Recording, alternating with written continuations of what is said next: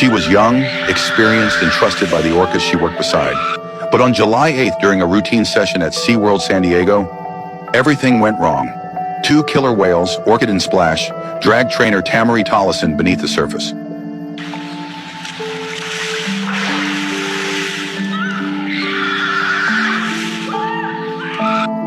What happened in that pool was nearly fatal, and what followed raised even more disturbing questions. This is the story SeaWorld never wanted you to hear.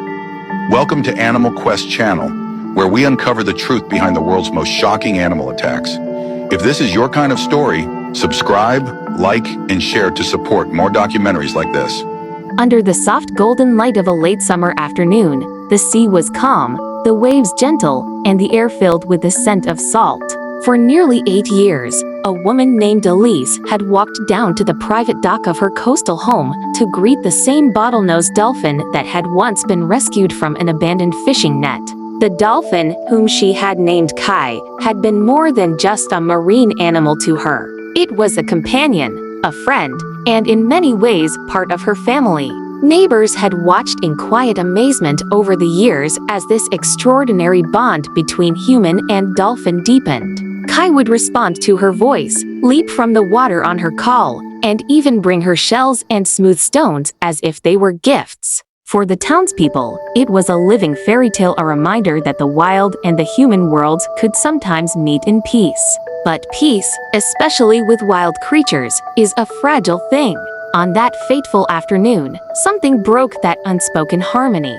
What began as yet another friendly visit turned into a sudden, violent encounter that would leave Elise with severe injuries, shatter the trust she had once felt, and raise troubling questions. Was this an accident born from the unpredictability of nature, or had something, or someone, provoked Kai into turning on the person it had trusted most? And more importantly, could any human truly claim to tame a creature whose instincts were forged in the wild ocean's unforgiving depths? Elise had met Kai in the late summer of 2017. She had been walking along the beach when she saw the dolphin tangled in a discarded fishing net, its skin lacerated from the tight cords, its breathing strained. With the help of a friend, she cut the net loose and stayed in the shallow water with it for hours until it could swim again. From that day onward, the dolphin began appearing near her dock almost daily. At first, it kept its distance, surfacing just far enough for her to see it. But slowly, over weeks and months, trust began to form. Elise read everything she could about dolphins, careful to respect its space, but also curious about whether a genuine bond could be built. Dolphins are intelligent, social, and capable of remembering individual humans for years. Kai began to follow her along the shore, occasionally allowing her to touch its smooth skin. By the end of the first year, it was taking fish directly from her hands. It became a local spectacle families would visit just to watch the human and dolphin interact. Scientists would later remark that such long-term, voluntary interaction between a wild dolphin and a single human was rare and remarkable. But it was also a relationship based on unwritten rules. Kai was free to come and go as it pleased. Elise never tried to confine it or keep it away from its pod. In her mind, they had an understanding. For years, nothing happened to disturb that trust. But in the weeks leading up to the incident, something was changing. Neighbors noticed Kai acting agitated, surfacing with sudden bursts, slapping its tail hard against the water, and occasionally letting out high-pitched whistles that sounded different from its usual calls. Elise dismissed this as seasonal behavior. Dolphins can become more restless during certain periods due to breeding cycles or competition within their pods. What she didn't know at the time was that other people had begun approaching Kai. A local fisherman reported seeing teenagers tossing stones into the water near the dolphin one evening. Another neighbor mentioned that someone in a small motorboat had tried to call the dolphin by slapping the water with a paddle, a technique sometimes used to startle or lure marine animals. None of this was confirmed, but whispers began to circulate that someone might have been trying to provoke Kai, either out of mischief or jealousy over the attention it received.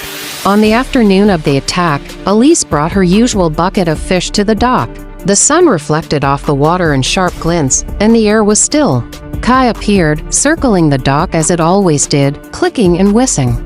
Elise sat on the edge, her bare feet dangling above the water, and reached out her hand. At first, Kai approached slowly, as if hesitant.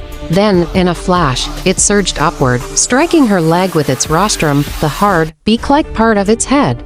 The force was enough to knock her sideways. Shocked, she tried to pull back, but Kai lunged again, biting down on her forearm with teeth designed to grip slippery fish. The pain was sharp, searing, and immediate. The water around them churned into a froth of foam and splashes.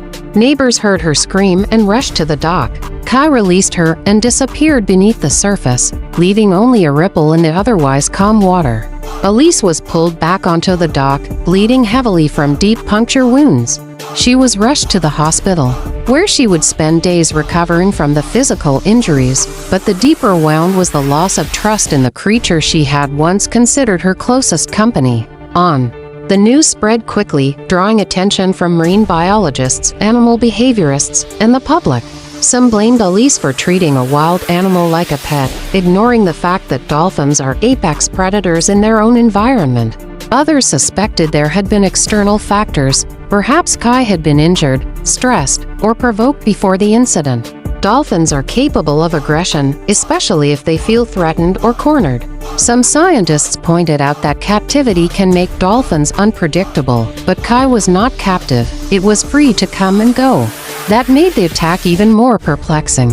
An examination of the possible triggers painted a complex picture. First, dolphins, despite their friendly reputation, are territorial and can become aggressive during breeding season or when competing for food.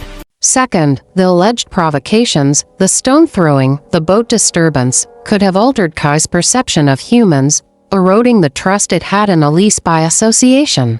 Third, there was the possibility of a hidden injury or illness. Marine veterinarians know that pain can make even the gentlest animal lash out. No one could examine Kai to confirm this, as it did not return to the dock for several weeks after the incident. The emotional toll on Elise was immense. For nearly a decade, she had believed she and Kai shared a rare and unbreakable bond. She had been wrong. She spoke to reporters with a quiet, pained voice, saying she didn't blame the dolphin but wished people understood the risks of such relationships. "He was never mine to control," she said. "I was a guest in his world. Maybe I forgot that." The story became a point of debate on social media. Some called it a tragedy of misplaced trust, others a reminder that humans should never forget the wildness in wild animals. Conspiracy theories emerged online, claims that a rival in the community had intentionally harassed Kai, knowing it would damage the bond between him and Elise. A few claimed to have seen a man in a boat throwing something into the water near the dock the day before the attack, but no one could produce definitive proof. When Kai finally returned to the dock a month later, Elise was not there to greet him. She had moved inland, away from the ocean, saying she needed distance from the place that had once brought her joy but now carried the weight of fear. Those who saw the dolphin said it lingered near the dock for hours, circling and surfacing, as if looking for someone who was no longer there. The incident left behind a set of hard questions that no one could fully answer. Was the attack a freak accident, the result of natural instincts overriding years of trust? Or was it the culmination of subtle provocations, a chain of small human actions that pushed a wild animal past its breaking point? The truth may be as deep and unfathomable as the waters Kai swam in.